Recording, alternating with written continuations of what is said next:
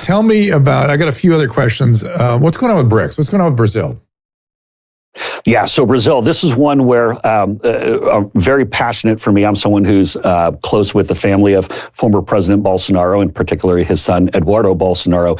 So what's happened in Brazil, and this is so unique and different from other areas of the world, you have a Supreme Court there, but don't think of like Justice Roberts and Sonia Sotomayor. Think of, in Brazil, the Supreme Court. They have their own investigative force. They have their own secret police. They can go and charge you themselves. The Supreme Court, not their version of a DOJ or a prosecutor, where the Supreme Court can charge you with a crime, try you with a crime, find you guilty of something, and then lock you up and throw away the key. And then, Dr. Drew, who do you appeal to? They're the Supreme Court. There's nowhere to go.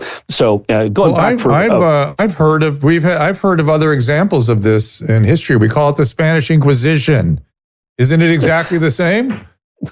Although I think probably the Spanish Inquisition was probably in many cases a little bit more fair, because they're doing some pretty dirty things in Brazil. Yeah, it was a very reasoned body. People don't know that. They were they tried to be very reasoned. They were not politically motivated. They had their own motivations.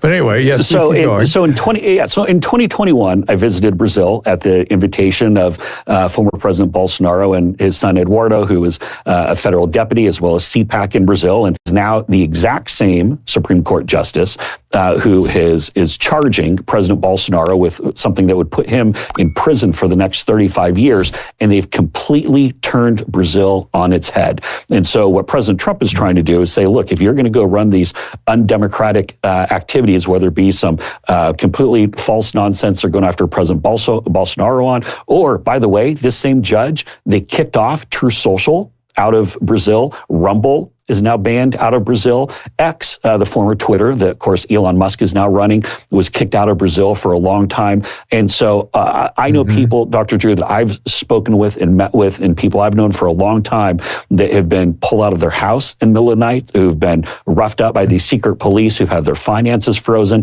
and there's no one to appeal to. All the while, and here's why it matters, and I'm going to land the plane here.